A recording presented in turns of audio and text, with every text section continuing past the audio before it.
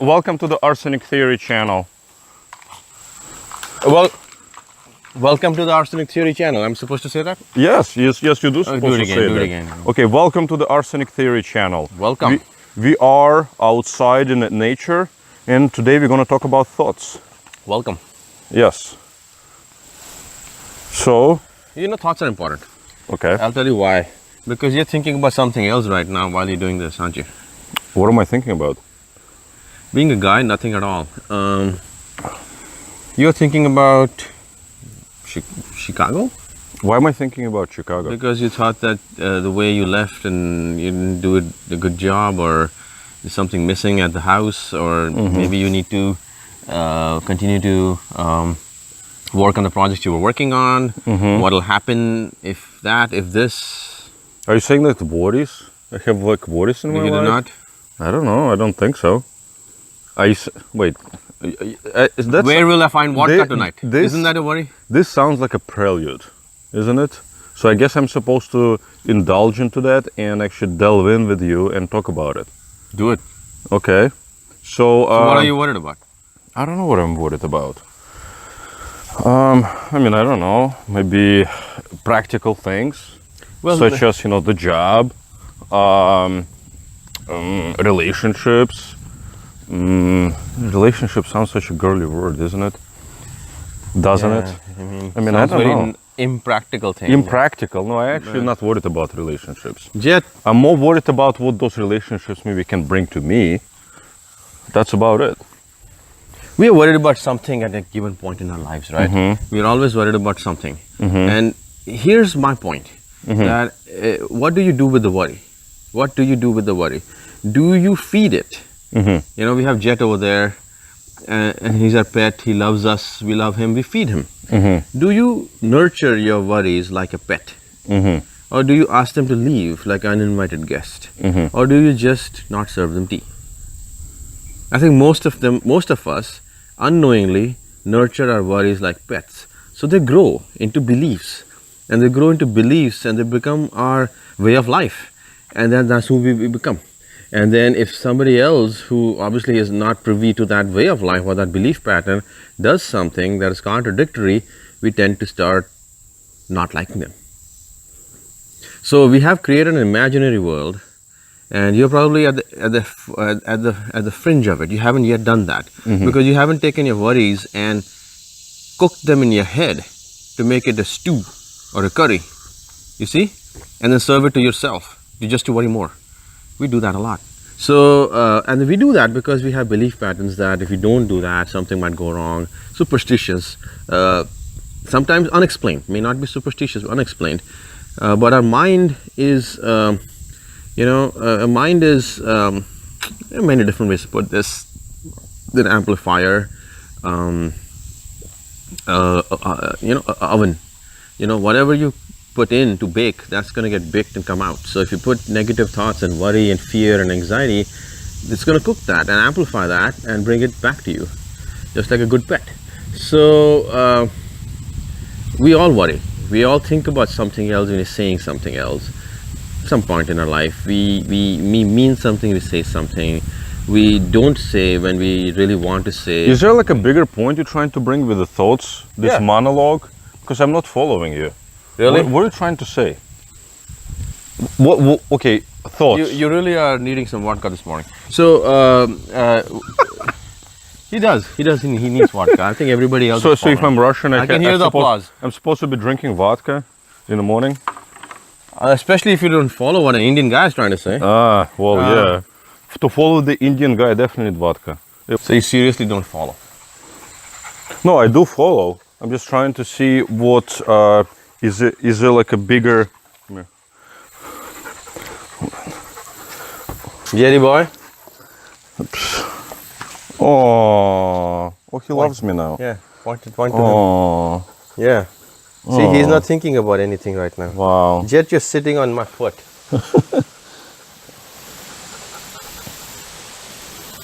You're a cute dog. Come on. Wow. All right. Wow. So it's a lovely dog. I mean, all saints have said this, right? Yeah. That Saint Suzuki, we should not let the front door and the back door of your house open, Hitting in the ass. let your thoughts come in and go, just don't serve them tea. It's just, I think the point is, yeah, Rich, hold on, Jet. The point is that we are trying to not engage them, right? If you have 10 employees and you're about to embark on a project, right? I think you're more worried about the cabling than the yes, and embark on a project. 8 of them say, well, you should do it. It's a risky project, Jet, but it can be done if you calculate the risk. 2 of them say, well, you should not, because you might lose something. Do you focus on the 8 or you focus on the 2? Most of us focus on the 2. Why did those 2 say it won't work? What is that they are thinking? And why did the 8 people say, well, they don't even remember the 8 people. You almost think like you only had 2 people who both said no.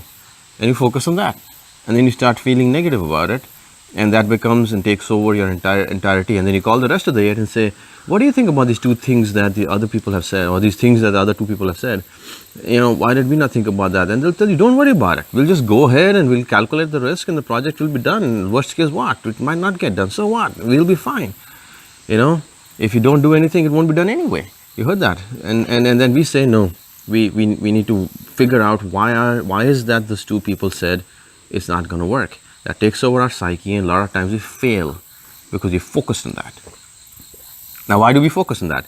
Because again, we believe, goes back to belief, that if you don't focus on that, something might go wrong. We feed that to ourselves and they worry why we are not healthy. So are you talking about like risk taking? Like people taking risks, they're afraid? I'm talking about focusing on what? Do you want? See, here's everybody should go to YouTube. You're on YouTube right now. And search, what did you practice today? What did you practice today? So I'm asking you, what did you practice today? What did I practice today? What did you practice today? I practiced making an Indian tea. There you go. Then tomorrow, if you practice that, you're going to get better at it. You are better at making Indian tea today than you were yesterday.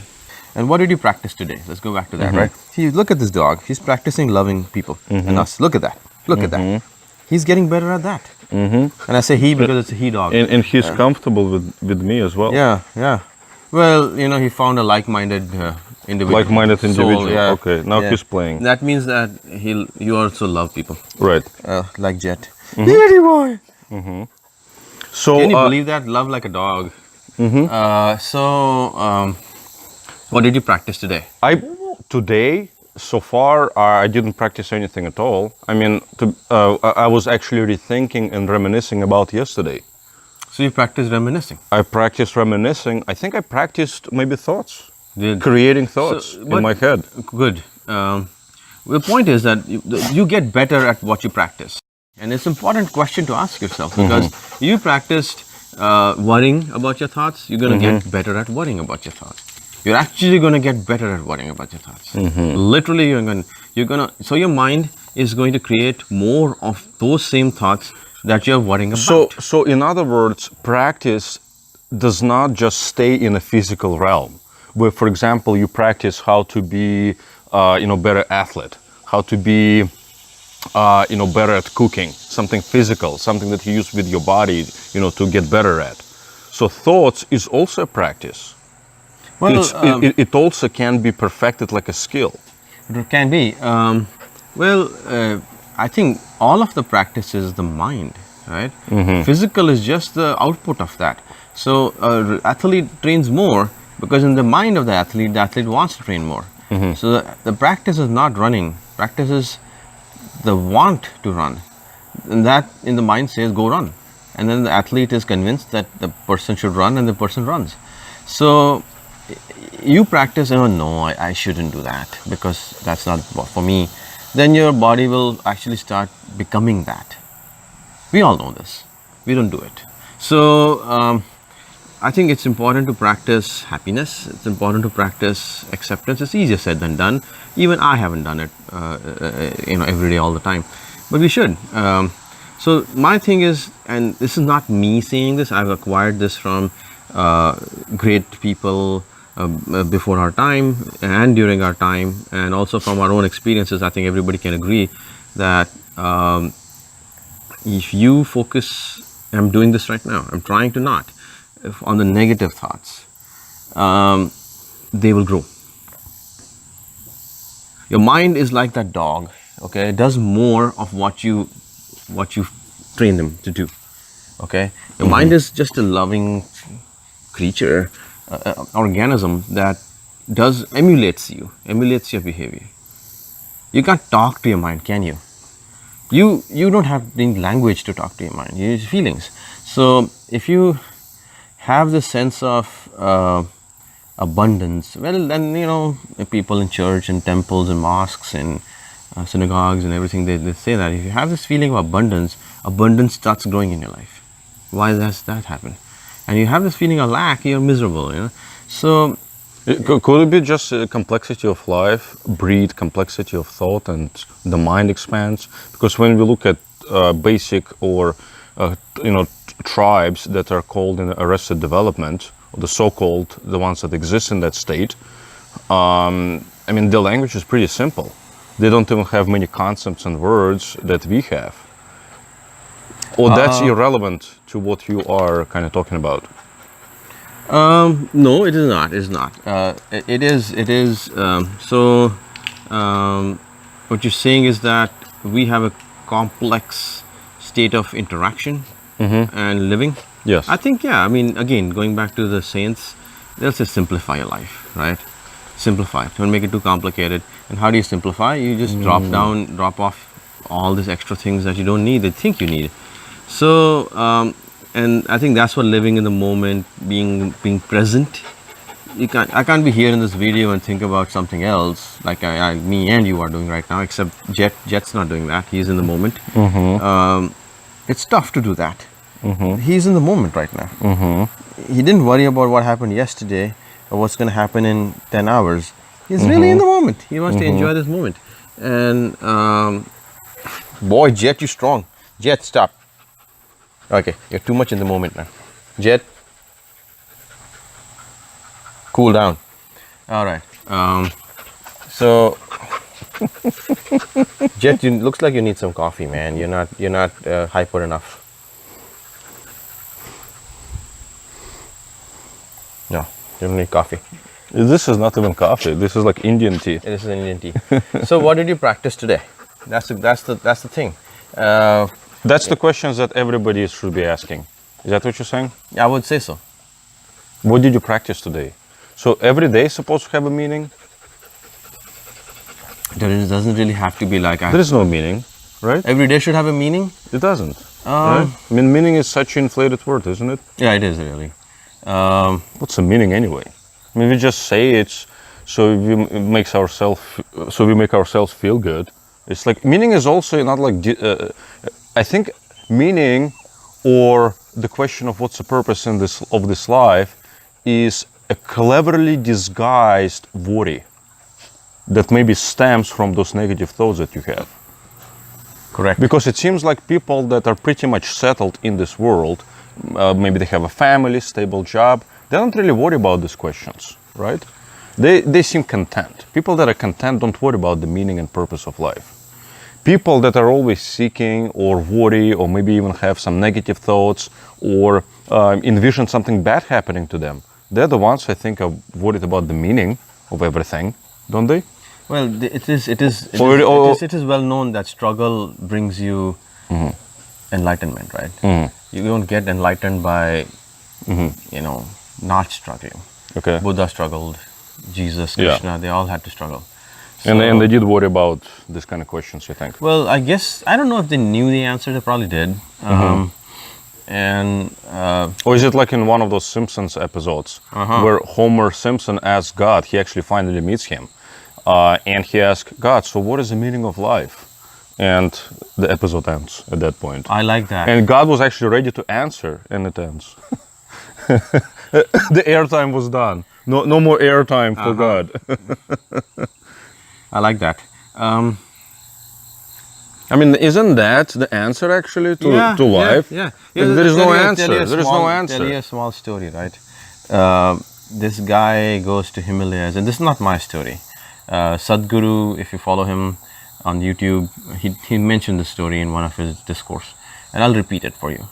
he goes to this Himalaya, and this monk is praying, meditating, right? And then he goes and bows down to the monk and waits for the monk to open his eyes and welcome him. So the monk finally opens his eyes and sees him there, sitting there, and he stands up and bows again or whatever. And then the monk says, "Hi, how are you?" He says, I'm okay, but I'm very tired." And he says, "Okay, what makes you tired?" He said, I came all the way up here, climbed this mountain. I've been waiting for hours and hours for you, and it's hot and it's humid, and I'm just wiped out tired. And finally I get to talk to you, but I'm so hungry and tired that I don't even know what to do. He said, okay, all right. He said, what brings you here? Why did you come here? Why did you climb all the way up? He said, I want to know the meaning of life. So the monk goes, okay, you know what, because you're tired, I will say it quickly, so then you can go eat, and then we can talk later. He shuts his eyes and thinks for a second. He says, life is like smell of jasmine flower going through light rain in a beautiful garden. He says, okay. He said, but that's not what the guy said to me on the way up. I met a couple of people and they said life is like a thorn. You got to pluck it out and throw it away. So what do you say to that? So he looked for a second. He said, that's their life. What you make out of it? It's what you make out of it. If you think it's that, that's what it becomes. No, you think it's that, that's what it becomes. Negative thought will come to you. It comes to all of us because we are creatures of survival. We have to think about what might go wrong to avoid it. But we go too far into that, and tend to think of it as the reality. So, there are many stories also in Russian folklore where these kind of questions are raised by authors, philosophers of Russia, and one of the things that can be probably deduced and summarized, very quickly about what the meaning of life is. If you walk up to any so-called simple folk, the simple folk of Russia, right? The peasants, the workers. Right. Now obviously the situation changed a little bit, but it's still the same people. The descendants of those workers, of those peasants that plowed the field and worked in the factories. And if you ask them, what is the meaning of life? What will happen is they will scratch their head like this and they will say, to live. To live. To live. Some of them will say, I don't know, but to live. So the meaning of life is to live. The life is to live. That's the purpose of life, living. Not analyze too much. They are not analyzing. No, not. They're not analyzing at all. They're not analyze at all. Just leave it. Just living it. Just experiencing it. I like that. Go live your life. Go live your life. Don't go be experience too guilty. it. Okay. Yeah, do your things. Don't be too anxious. Don't be too anxious. All right. Let's go get more coffee.